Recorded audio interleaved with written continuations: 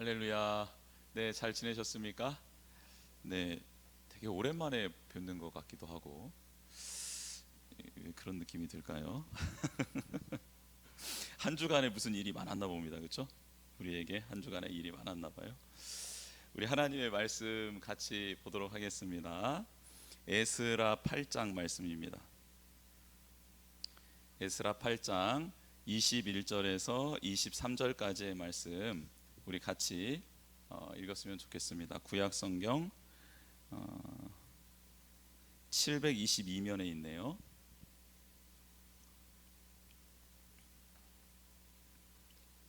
에스라 8장 21절에서 23절 같이 한번 읽어보겠습니다. 세 절의 말씀이니까 같이 읽겠습니다. 시작.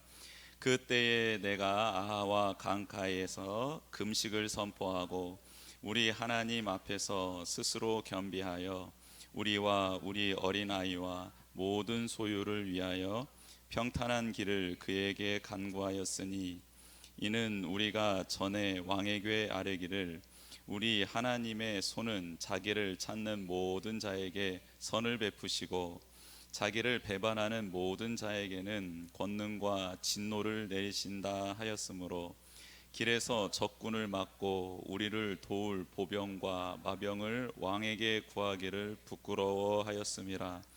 그러므로 우리가 이를 위하여 금식하며 우리 하나님께 간구하였더니 그의 응낙하심을 입었느니라. 아멘. 오늘 이 말씀을 통해서 다음과 같은 제목을 가지고 말씀을 나누기를 원합니다. 한 말씀 제목을 같이 한번 따라해 보겠습니다. 에스라의 자존심을 지켜주신 하나님. 이제 여기에다가 자기 이름을 한번 집어넣어도 괜찮을 것 같아요. 자기 이름을 집어넣어서 누구의 자존심을 지켜주신 하나님, 이렇게 한번 해보겠습니다. 시작. 저항진의 자존심을 지켜주신 하나님. 이 자존심, 오늘 본문에 등장하는 자존심 어떤 자존심이냐면, 저 하나님을 믿는 사람인데 제가 말한 거에 책임을 질 수 있게 해주십시오 라는 자존심이에요. 그냥 괜한 어떤 고집을 부리는 것도 아니고 뭐 자기의 어떤 잘남을 내세우는 게 아니고, 저 하나님의 자녀인데 하나님의 자녀로서 제가 뱉은 말, 이 말 책임질 수 있도록 하나님 제 자존심 좀 지켜주세요 라고 이렇게 에스라가 하나님께 부탁을 드렸고, 하나님께서는 그 자존심을 지켜주셨다라는 거예요. 저는 오늘 이 본문의 말씀이 너무너무 좋습니다. 왜냐하면 이런 거예요. 에스라가 지금 이스라엘 민족 남유다가 멸망하고 난 다음에 몇 년이 흐른 시점이냐면, 이 시점이 130년이 흐른 시점입니다. 130년이 지났으면 고국으로 돌아가고 싶겠어요? 그냥 남아서 잘 살고 싶겠어요? 그렇죠. 저도 그럴 것 같아요. 남아서 잘 살고 싶을 것 같아요. 그리고 에스라가 오늘 어떤 인물로 등장하냐면, 당시 왕이었던 아닥사스다 왕이라는 왕이, 페르시아 대제국의 왕이 에스라를 너무 총애하는 거예요.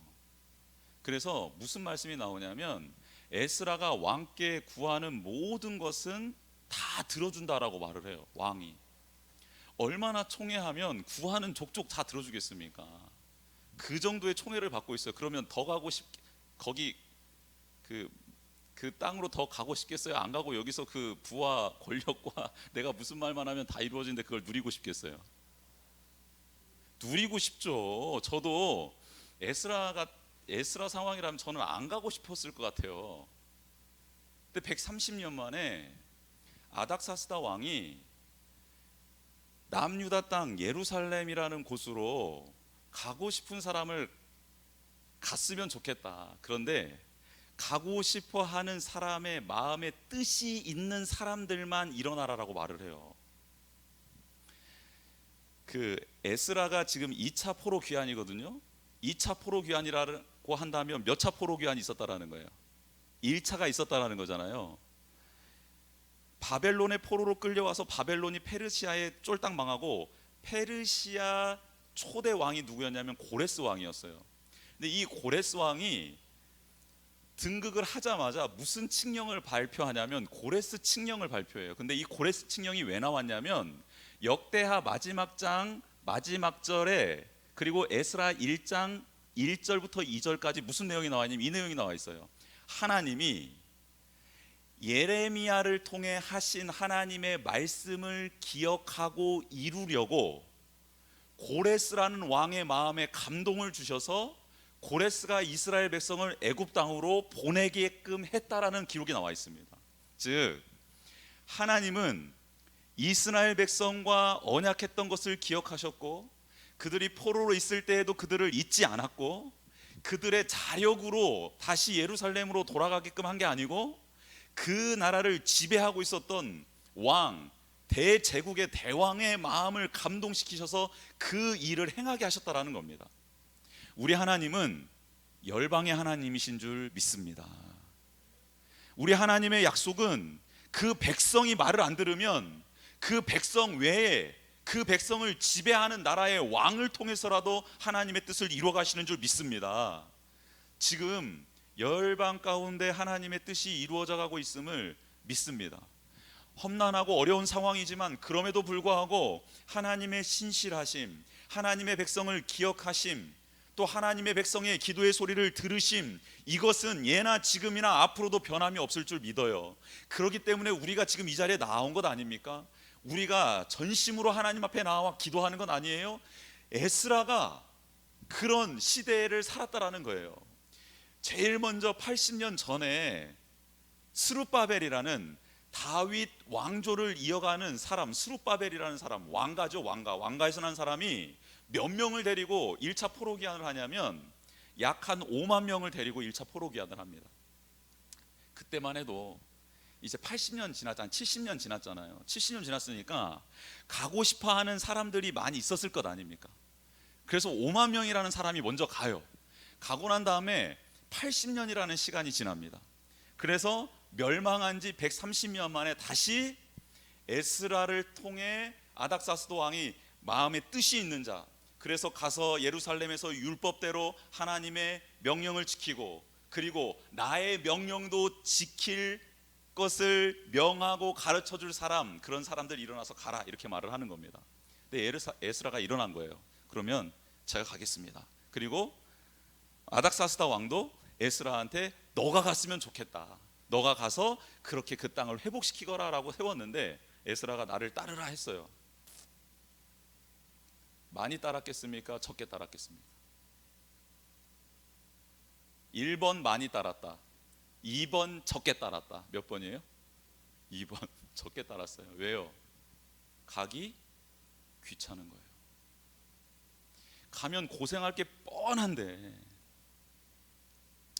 오늘 이 말씀 준비하면서 제가 우리 성도님들의 마음이 막 느껴지더라고요. 좋고 안락하고 편안한 데 두고 뭐 하나님이 부르셨겠지만, 하나님이 감동 주셨겠지만, 꼭 뭐 에스라는 아니더라도 에스라와 비슷한 심정, 혹은 에스라와 함께 가는 비슷한 심정 아니었을까? 에스라가요, 그러면 우리 함께 갈 사람 좀 일어나 보십시오 했더니 몇 명이 일어나냐면 1749명이 일어납니다. 몇 명이요? 1749명. 5만 명에 비하면 너무 적은 수고, 포로로 끌려간 유대인에 비하면 너무너무 작은 수죠. 작은 수예요. 근데 그 사람들이 일어나요. 근데 제일 처음에는 레위인들 빼고 일어나요. 그래서 에스라가 이렇게 가서는 안 돼요, 레위인들을 다시 소집해서 같이 좀 갑시다, 설득해서 움직여서 다 합친 숫자가 1749명이에요. 그런데 그 숫자가 에스라 8장에 기록되어져 있잖아요. 그런데 이 숫자가 적은데요, 하나님은 너무너무 이 사람들에게 집중을 하시는 거예요. 왜 집중을 하실까? 이제 하나님의 뜻 따라 생활하지 않아도 되고, 다시 돌아가서 고생 안 해도 되고, 이제 다 정착했고, 특별히 왕에게 인정받아서 이제 편안하게 살 길만 남아있는 이 에스라가 먼저 움직이니까 하나님이 그 2차 포로기한하는 사람들에게 주목하고 계시는 거예요. 도대체 얘들은 무슨 바람이 일어서 이렇게 하는 거지? 주목하기 시작합니다. 아닥사스다 왕이 에스라가 너무 마음에 드니까 무슨 말을 해주냐면, 그 왕과 아닥사스다 왕과 그 관원들, 그 신복들이 에스라가 그 예루살렘으로 간다고 하니까 많은 보화를 줘요. 재물을 줘요. 엄청난 보화를 줍니다. 그래서 이거 가지고 가서 성전에 가서 예배도 잘 드리고 성전에서 일하고 있는 사람들, 또 그곳에서 지금 생활하고 있는 사람들도 좀 도와주고 하면서 많은 물질을 줘요. 그리고 또 한 가지, 통행세와 관세를 면제해 줍니다. 수많은 나라들을 지배하고 있었기 때문에 다 다스리고 있긴 하나 그때를 지나갈 때마다 통행료를 부과했었거든요. 근데 그걸 다 면제를 해줘요. 그런데 에스라가 왕한테 무슨 말을 하냐면 이런 말을 합니다. 왕이여, 하나님은, 내가 믿는 하나님은 그를 찾는 자, 그를 의지하는 자에게는 선을 베풀어 주시는 하나님이시고 그분을 배반하는 모든 자에게는 진노를 내리시는 분이십니다. 그래서 제가 지금 하나님을 찾고 있고 이 1700여 명이 하나님을 찾고 있는데 하나님께서 우리를 보호해 주셔서 그 땅까지 안전하게 갈 수 있을 겁니다 라는 말을 왕 앞에서 했나 봐요. 에스라가 기분이 좋았고 또 은혜가 충만해서 그렇게 말을 했겠죠. 자기가 알고 있는 하나님은 그런 하나님이기 때문에 그렇게 말을 했겠죠. 그런데 이 한 말 때문에 왕에게 가는 길이 한 4개월 동안 걸리거든. 4개월 정도가 걸려요. 그런데 적군들도 있을 거고 숨은 자들이 빼앗으려고 하는 사람도 있을 텐데 그 사람들에서부터 나를 지켜줄 병사와 마병을 요구하지 못하는 거예요. 자기가 한 말이 있어서 부끄러워서 요구하지 못하는 거예요. 그래서 오늘 22절 말씀에 그런 말씀이 있는 거예요. 내가 한 말이 있는데 왕에게 내가 말과 마병을, 병사들을 요청하는 게 부끄럽다. 왜냐하면 하나님을 찾는 자라 하나님이 친히 보호해 주신다고 했는데 내가 이거 부끄럽다, 이렇게 말하고 기도하고 출발해서 예루살렘에 무사히 도착했다라는 말씀이 오늘 본문의 내용입니다. 오늘 본문을 보면서 정말 저도 막 이런 역사들이 막 제 안에 일어났으면 좋겠고 우리 공동체 안에 일어났으면 좋겠다라는 바람이 있는 거예요. 하나님, 저도 이렇게 하나님의 이름을 걸고 무언가 이렇게 선포를 하고 난 다음에 그 말씀대로 이루어지는 역사, 영광을 볼 수 있는 사람이 되게 하여 주십시오. 우리 성도님들도 그런 성도님들 되게 해 주십시오 라는 기도가 막 제 안에서 막 우러나오는 거예요. 믿음으로 고백하고 믿음으로 선포하고 있는 우리 성도님들의 자존심을 하나님 지켜주십시오, 이런 고백이 막 나오는 겁니다. 근데 어떻게 하나님은 이렇게 에스라의 자존심을 지켜주셨던 걸까? 에스라의 어떤 점이 그렇게 좋아서 하나님은 에스라의 자존심을 지켜주신 걸까? 7장, 8장, 9장 이렇게 연구해 보니까 답이 나오더라고요. 첫 번째는 에스라는 하나님의 말씀을 소중히 여기며 연구하고 가르쳤던 사람, 나누었던 사람이었다라는 거예요. 한번 따라해 보겠습니다. 에스라는 말씀을 소중히 여기고 연구하고 묵상하고 그것을 사람들과 나누었습니다. 이 일을 했더라고요. 이 일을. 에스라 7장 6절에 이런 말씀이 있습니다. 이 에스라가 바벨론에서 올라왔으니 그는 이스라엘의 하나님 여호와께서 주신 모세의 율법에 익숙한 학자로서 그의 하나님 여호와의 도우심을 입음으로 왕에게 구하는 것은 다 받는 자이더니 라는 말씀이 있습니다. 뭐에 익숙해요? 여호와께서 주신 모세의 율법에 익숙해요. 그런데 이 율법에 익숙하다라는 뜻은 율법을 늘 묵상하고 연구하고 암송하고 읽었다라는 뜻입니다. 근데 이렇게 모세의 율법에 익숙했고 그런 학자로서 있었을 뿐인데 그렇게 모세의 율법을, 하나님의 말씀을 귀히 여기는 그에게 하나님 여호와께서 도와주셨다라는 거예요. 할렐루야. 말씀을 소중히 여겼을 뿐인데 하나님이 그 말씀을 소중히 여기는 자를 도와주셨다라는 거예요. 근데 어떻게 도와줬나 봤더니 그 대제국의 왕이 그가 구하는 모든 것은 다 들어주게끔 도와주셨다라는 거예요.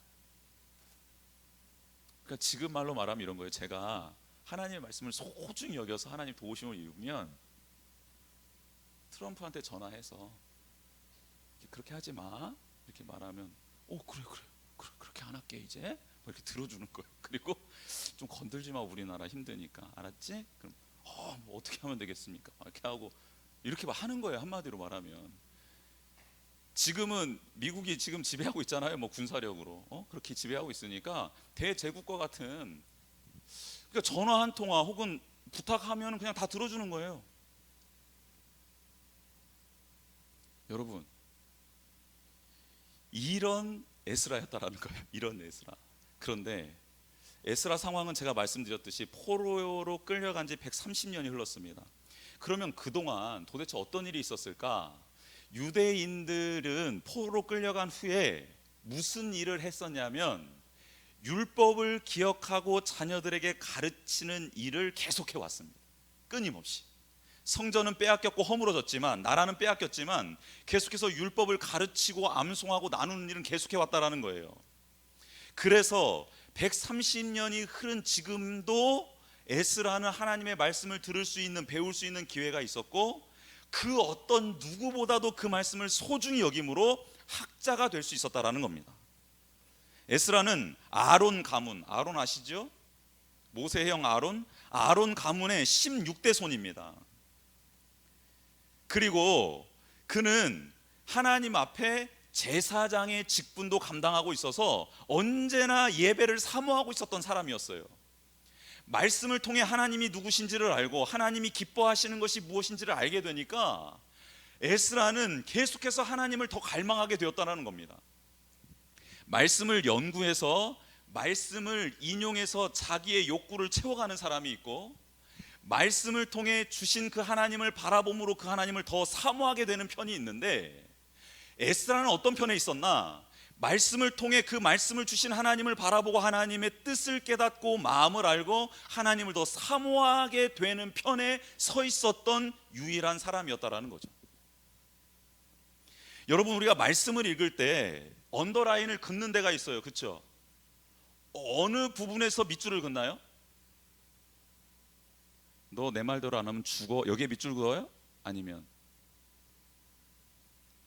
뭐 형통하더라, 막 복을 받더라, 뭐가 막 되더라 이런 쪽이 이렇게 밑줄 그으세요.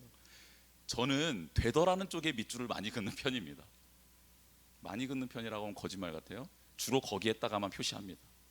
거기에다가만 막 동그라미 쳐요. 요즘 들어서 말씀에 조금 다른 부분에 동그라미를 치고는 있습니다. 좀 찔리는 부분에 동그라미를 치고 있어요. 막 많이 바뀌었죠. 그럼에도 불구하고 복이 되는 말씀, 축복하는 말씀, 격려하는 말씀, 위로하는 말씀들이 왜 이렇게 제게 꽂히는지 모르겠어요. 그 말씀이 너무 좋아요. 그래서 동그라미를 쳐요. 그런데 그렇게 말씀을 사랑하고 사모해서는 절대 발전이 없다라는 거예요. 그 말씀을 통해서 하나님을 바라볼 수 있게 되기를 축복합니다. 그래서 그 하나님을 알고 그 하나님을 깨닫고 그 하나님을 더 사모하게 되는 사람이 되기를 원해요. 하나님은 자신을 알려주시는 도구로 말씀을 주셨지 우리가 입맛 따라 인용하라고 써먹으라고 하나님의 말씀을 주신 건 아닙니다.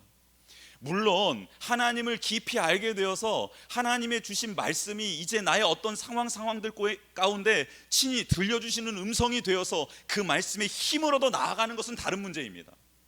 근데 제대로 하나님을 알지도 못하고 말씀 속에서 하나님이 어떤 분인지를 깨닫지도 못한 상황에서 좋은 말씀들만 추려서 그 말씀들만 나의 삶에 적용하려고 한다 보면 그것은 성경을 바르게 알고 해석하고 이해하는 태도가 아니라는 거예요.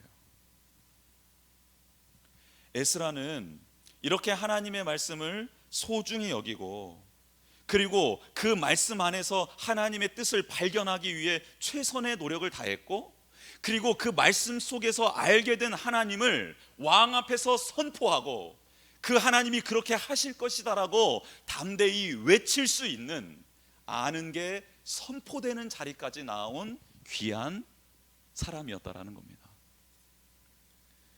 저는 여러분들이 말씀을 통해 깨달은 그 하나님을 나눌 수 있는 하나님을 전할 수 있는 사람이 되기를 주님의 이름으로 축복합니다. 이렇게 말씀을 소중히 여기는 사람이었다라는 거예요. 여러분, 상황을 탓하지 마십시오. 모두가 어렵기 때문에, 힘겹기 때문에 비교할 것도 아닙니다. 저 사람은 안 읽는데 왜 저만 읽어요? 또 저 사람은 저렇게 읽는데 나는 또 이렇게 읽어야 될 필요가 있을까요? 이렇게 비교할 필요도 없어요. 그리고 힘들다 어쩌다 이렇게 핑계댈 필요도 없습니다. 왜냐하면 앞으로 더 어려워질 거예요, 여러분. 지금 상황보다 더 말씀 읽기 어려운 상황들이 우리 가운데 도래할 거기 때문에 지금 안 읽잖아요, 말씀을. 그러면 앞으로도 안 읽을 가능성이 99.9%고요. 지금 읽고 있잖아요. 그러면 앞으로도 읽을 확률이 더 많아지는 겁니다. 앞으로도 힘들어지지 더 가벼워지지 않거든요, 우리 인생이.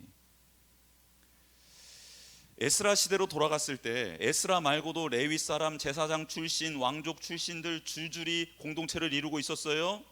그런데 그 중에 말씀을 사모하고 말씀을 붙들었던 사람은 에스라 한 명이었다라는 거. 여러분, 이 말씀이 주는 교훈을 한번 잘 들어보십시오. 똑같이 노예 생활을 하고 있었어요. 부모들은 자녀들에게 말씀을 가르쳐주고 있었습니다. 그건 그냥 그 문화였어요. 그런데 그 중에 그 말씀 따라 생각하고 말씀 따라 사모하는 한 사람을 들어 하나님이 예루살렘 성에 보내셔서 예루살렘 성에 있는 사람들을 성전 플러스 말씀으로 회복시켜 가기 시작한다라는 겁니다. 그 한 사람이 저와 여러분 되기를 축복합니다. 두 번째로, 에스라는 하나님의 기적은 자신의 깡으로 일어나는 것이 아니고 엎드릴 때 일어난다라는 사실을 알게 되었어요. 한번 따라해 보겠습니다. 하나님의 기적은 깡으로 일어나는 게 아니고 엎드릴 때 일어납니다. 요즘에 레인이 깡으로 요즘에 이렇게 온 또 나라를 뒤덮고 있더라고요. 잘 모르시죠, 우리 어르신들? 저도 오늘 알았습니다. 오늘 깡 이런 걸로 한번 검색을 해봤더니 비라는 가수가 요즘에 깡이라는 노래로 히트를 치고 있더라고요. 약간 이상한 귀신춤 같은 것도 추던데 이렇게 팔로 해서. 아무튼 근데 깡으로 하나님의 기적이 일어나는 게 아니. 이 말씀은 무슨 말이냐면 이거예요. 여러분, 에스라가 하나님의 뜻을 깨닫고 하나님을 알고요, 왕에게 선포를 해요. 우리 하나님 그렇게 쪼잔한 분 아니고요. 우리 하나님은 당신을 찾는 자에게 은혜를 베풀어 주셔서 안전하게 보호해 주시는 분이에요. 그래서 저는 그 하나님을 믿습니다. 말을 하고 난 다음에 말과 마병, 병사들을 구할 수 없게 됐잖아요. 선포는 했어요. 여러분, 요즘에 이런 그리스도인들이 얼마나 많이 있습니까? 말씀을 알고 들은 내용이 많아요. 그래서 하나님 저를 도와주실 줄 믿습니다. 하나님 지금 우리의 상황이 이렇지만 하나님 돌파해 주실 줄 믿습니다. 두려워 말라 담대하라 말씀하시지 않았습니까? 여호와는 나와 함께 하신다 하지 않았습니까? 임마누엘로 함께 하신다 하지 않았습니까? 주님의 옷자락만 만져도 나은 사람이 있지 않았습니까? 저도 주님의 옷자락을 만지면 나을 줄 믿습니다. 이렇게 선포하고 외치고 하는 사람들은 너무 많다라는 겁니다. 그런데 뭐 하는 사람이 없나? 오늘 에스라처럼 생명을 걸고 그 하나님께서 주신 말씀을 붙들고 기도하는, 엎드리는 사람이 없다라는 거예요. 왜 기적이 일어나지 않을까? 왜 하나님의 능력이, 역사가 나타나지 않을까? 선포하는 자들은 많은데 그 말씀을 붙잡고 하나님 앞에 엎드리는 겸손한 자는 없다라는 거예요. 그 말씀을 붙잡고, 하나님의 말씀을 붙잡고 멋있게 선포하고 멋있게 말하고 뭔가 이루어진 것처럼 사람들을 현혹하는 그런 수많은 사람들은 있어요. 말 잘하는 사람들이 많다라는 거예요. 그런데 그 말씀 앞에 겸손히, 하나님 저는 아무런 힘이 없습니다. 이 말씀을 주신 이도 하나님이시고 이루실 수 있는 이도 하나님이시오니 하나님, 제가 감히 하나님을 안 만큼 선포하긴 했사오나 하나님, 제가 이 1700여 명을 데리고 4개월 길을 가서 이 많은 재물을 하나도 빼앗기지 않고 갈 수 있는 재량이 제게는 없습니다. 하나님, 이제는 왕한테 말과 마병 달라고 말할 수도 없는 상황입니다. 하나님, 저를 좀 도와주십시오라고 엎드립니다. 엎드리는데 그냥 엎드리지 않고 생명을 건 기도를 드립니다. 먹을 것을 중단해요. 하나님, 저는 정말 먼지와 같은 인생인데 하나님의 은혜를 입어서 잠깐 왕과 이렇게 친밀한 관계를 보내고 있고, 또 학자가 되어서 하나님의 말씀을 이렇게 깊이 알고 연구할 수 있도록 하나님이 다 은혜 베풀어 주신 것인데, 하나님이 도와주시지 않으면 저는 여기에서 한 걸음도 뗄 수 없습니다 라고 고백하며 그가 알고 있는, 믿고 있는 하나님 아버지 앞에 엎드리더라는 겁니다. 제가 에스라의 심정이 되어서 기도문을 하나 작성해 보았습니다. 이렇습니다. 하나님, 저는 말씀을 연구하고 하나님에 대해서 알고 있는 사람으로 이렇게 선포했습니다. 하지만 겁이 납니다. 두렵습니다. 정말 이 먼 길을 1700여 명과 많은 재물을 가지고 가는 것이 두렵습니다. 적군들도 이곳저곳에 숨어 있고 우리 안에 갈등도 일어날 수 있으며 곳곳에는 위험이 도사리고 있습니다. 그런데 하나님, 제가 왕에게 보병과 마병을 구하고 싶지는 않습니다. 하나님의 손이 우리를 보호하시고 선을 베풀어 주심을 경험하고 싶습니다. 130여 년 전에 나라가 멸망할 때가 있었지만 그 전에 하나님이 율법에 보니, 하나님의 말씀에 보니 하나님의 도우심을 받았던 사람들이 많이 등장하는데, 저도 믿음의 선배님들 따라 하나님의 말씀대로 하나님의 역사하심을 경험하고 싶습니다. 이곳에 있는 함께하는 백성들도 그런 은혜를 누리기를 원합니다.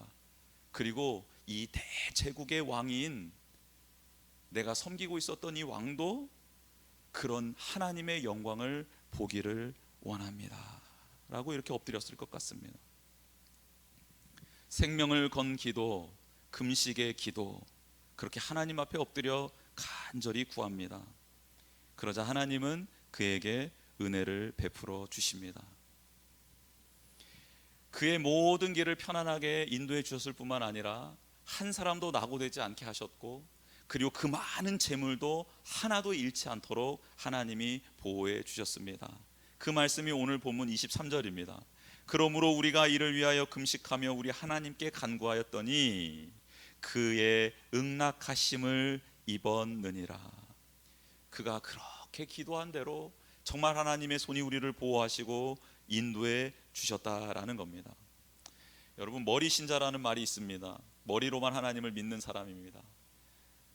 머리로는 많이 알고 있어요. 말도 많이 합니다. 고백하는 것도 참 능수능란하게 해요. 그런데 엎드리는 자리가 없습니다. 하나님 앞에 간구하는 자리가 없어요. 그러면 그런 사람의 말과 그런 사람의 위세와 그런 사람의 지식은 자신의 의를 드러낼 뿐이지 하나님의 영광과는 거리가 멉니다. 그러나 아는 것이 비록 적더라도 아는 만큼 하나님 앞에 엎드리고 그 하나님과 씨름하는 자는 하나님께서 그의 인생 가운데 기적을 베풀어 주실 줄 믿습니다. 마지막으로는 그는 거룩한 운동을 펼칩니다. 한번 따라해 보겠습니다. 에스라는 거룩한 운동을 했습니다. 네, 에스라가 예루살렘에 가보니까 성은 어느 정도 건축이 돼 있는데 그 성전에서 예배도 드리고 있는데 이스라엘 백성의 삶을 봤더니 삶이 엉망진창인 거예요. 포로로 잡혀가기 전 130년 전에 선배들의, 이스라엘 백성의 선진들의 모습과 똑같은 죄악을 저지르고 있더라는 겁니다. 그래서 에스라가 그 죄악된 모습을 보고 이렇게 합니다. 에스라 10장 6절 7절의 말씀인데요, 말하기를 나의 하나님이여 내가 부끄럽고 낯이 뜨거워서 감히 나의 하나님을 향하여 얼굴을 들지 못하오니 이는 우리 죄악이 많아 정수리에 넘치고 우리 허물이 커서 하늘에 미침이니이다. 우리 조상들의 때로부터 오늘까지 우리의 죄가 심하매 우리의 죄악으로 말미암아 우리와 우리 왕들과 우리 제사장들을 여러 나라 왕들의 손에 넘기사 칼에 죽으며 사로잡히며 노략을 당하며 얼굴을 부끄럽게 하심이 오늘날과 같으니이다. 에스라가 성전에 올라가서 기도를 하며 속옷을 찢고 겉옷을 찢고 머리털과 수염을 뜯으며 하나님 앞에 엎드려 기도합니다. 하나님, 이스라엘 백성에게 은혜를 베풀어 주셔서 다시 돌아왔는데, 돌아와서 성전을 지었는데, 성전을 짓고 예배도 하고 있는데 그들의 삶은 전혀 나아진 게 없습니다. 이걸 어떻게 하면 좋습니까? 하며 죄악을 고백하고 회개하며 하나님 앞에 엎드려 울기 시작합니다. 자신의 죄악도 아닌데 민족의 죄악을 끌어안는 것이죠. 그리고 회개 기도를 드립니다. 그런데 그의 기도가 얼마나 간절하고 진실했는지 백성들이 모여 들기 시작하고 에스라의 기도를 듣고 그들도 같이 통곡하기 시작합니다. 그리고 함께 결단합니다. 죄악을 버리기로 말입니다. 그리고 거룩한 운동을 하겠다고 결단을 하지요. 죄를 깨달았으니 이제 삶에서 죄악을 끊어내겠다, 하나님이 기뻐하시는 삶을 살겠다라고 다짐을 합니다. 여러분, 그 하나님께서 우리에게 은혜를 베풀어 주신 것은 기억하고 추억하라라는 것이 아닙니다. 그 하나님이 살아계시는 것을 보여주신 것이고, 그리고 그 살아계신 하나님이 지금 나와 함께하고 있다라는 것을 깨달으라고 은혜를, 이적을 베풀어 주시는 거예요. 하나님이 나 이적 베풀어 주신 거 그거 감사해요. 그리고 내 멋대로 살아가는 게 아니라 그 이적을 베풀어 주셨던 하나님이 지금도 나와 함께하고 계시고 나를 지켜보신다라는 것을 기억하라고 은혜를 베풀어 주신다라는 거예요. 그래서 이스라엘 백성은 포로 귀환 후에 성전을 짓고 예배 드린 건 너무 좋은데, 예배는 드리는데 삶이 하나님 앞에서 온전하지 못하고 있었다라는 것을 이제 에스라를 통해 깨닫게 된 것입니다. 하나님의 은혜는 과거의 것을 기억하고 추억하는 것이 아니라 그 은혜가 지금 나의 삶 속에 이루어져 있고, 그리고 그 하나님이 나와 지금도 동행하기에 나는 그 은혜를 입은 자답게 거룩하게 살아가야 된다라는 것을 기억해야 된다라는 것, 이것을 말씀하고 있습니다. 여러분, 예배를 드리고 하나님이 기적을 베풀어 주셔서 은혜를 체험하고 난 다음 여러분의 삶의 자리는 변화가 일어납니까? 아니면 그냥 그것은 감사한 것으로 끝나고 나의 삶은 내가 원하는 대로 그대로 유지되고 있습니까? 지금 에스라는 하나님의 마음으로 우리에게 말하고 있습니다. 그것은 믿음이 아니라고요. 그것은 하나님을, 은혜를 경험한 자다운 삶이 아니라고요. 이렇게 우리에게 지금 말씀하고 있습니다. 정말 하나님을 예배하는 자입니까? 하나님의 말씀을 기억하고 사모하는 자입니까? 하나님 앞에 엎드리는 자입니까? 그렇다면 삶의 모습도 거룩하고 성결하고 경건해야 한다라는 것을 오늘 에스라는 우리에게 말씀하고 있습니다. 하나님께서 우리 성도님들의 자존심을 세워주기를 원합니다. 지켜주기를 원합니다. 여러분이 하나님의 말씀을 좀 더 가까이 하시고 사랑하셨으면 좋겠습니다. 말씀을 통해 하나님을 더 깊이 알아가셨으면 좋겠어요. 그리고 말씀을 선포하는 자뿐만 아니라 그 말씀을 붙들고 엎드리는 자가 되기를 축복합니다. 죄악을 가슴 아파하는 사람들이 되기를 원해요. 그리고 애통해 할 줄 아는 사람이 되기를 원합니다. 그리고 삶의 거룩을 실천하기 위하여 수고하고 노력하고 충성하는 자들이 되었으면 좋겠습니다. 그런 여러분의 믿음의 자존심, 그것을 하나님께서 지켜주시고 세워주실 줄 믿습니다. 우리 같이 찬양하며 나아갔으면 좋겠습니다.